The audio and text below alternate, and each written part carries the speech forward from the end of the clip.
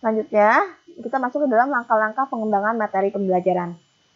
Nah, untuk langkah-langkah materi pembelajaran itu, kita yang pertama itu ada identifikasi standar kompetensi dan kompetensi dasar. Kita kan punya kurikulum ya, punya bahan ajar, punya RPP, silabus, dan lain-lainnya itulah pokoknya. Kita yang pertama itu harus mengidentifikasi dulu nih, apakah ini ranah kognitif, apakah ranah psikomotorik, atau ranah efektif. Ranah kognitif itu seperti pengetahuan, pemahaman, aplikasi, analisis, sintesis, dan penilaian. Yang kedua itu ranah psikomotor, yaitu ada gerak awal, semi rutin, dan rutin. Yang ketiga ada ranah efektif, yaitu pemberian respon, apresiasi, penilaian, dan internalisasi. Selanjutnya, identifikasi jenis-jenis materi pembelajaran. Nah, teman-teman, di sini kita harus tahu jenis materi pembelajaran apa. Lagi-lagi kita harus melihat ketiga ranah ini, yaitu ranah kognitif. Itu perilaku yang menekankan aspek intelektual, seperti pengetahuan, pengertian, dan keterampilan berpikir. Yang kedua, ranah psikomotor. Tulisan tangan, mengetik, berenang, mengoperasikan komputer, mengoperasikan mesin, dan sebagainya. Yang ketiga itu, ranah efektif. Ranah efektif ini perasaan dan emosi, seperti minat, sikap, apresiasi, dan cara penyesuaian diri. Jadi teman-teman ya. Jadi kognitif pengetahuan, psikomotorik tulisan tangan, mengetik, berenang, mengoperasi, pokoknya kayak keterampilannya punya gitu kan.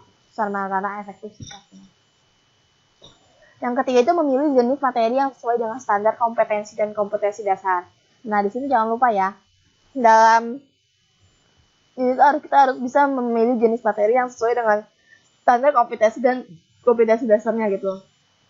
Yang pertama itu mengenal nama suatu objek, simbol, atau sebuah peristiwa. Terus kemampuan untuk menyatakan suatu definisi, menuliskan ciri khas suatu, mengklasifikasikan atau mengkombinasikan beberapa contoh objek, sedangkan suatu situasi definisi. Penjelasan atau melakukan langkah-langkah yang atau prosedur secara utuh atau membuat sesuatu gitu teman-teman. Selanjutnya masih dalam memilih jenis materi, kita juga harus menentukan hubungan antara beberapa konsep atau menerapkan hubungan antara berbagai macam konsep gitu.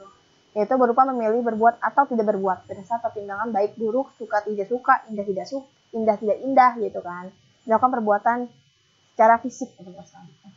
Terus memilih sumber bahan ajar. Kita mau memilih sumber bahan ajar apakah dari buku, dari koran, dari majalah, dan lain-lain. Ataupun dari YouTube, scanangannya YouTube.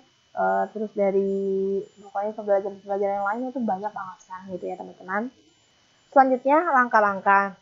Nah, langkah-langkah ini penentuan cakupan dan urutan bahan ajar. Jadi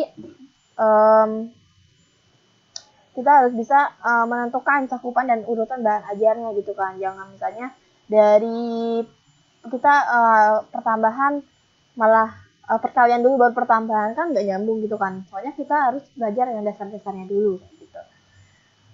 Terus penentuan cakupan bahan ajar, terus penentuan urutan bahan ajar itu pokoknya harus sesuai dengan langkah-langkahnya. Teman-teman pasti udah bisa jago ya teman-teman ya.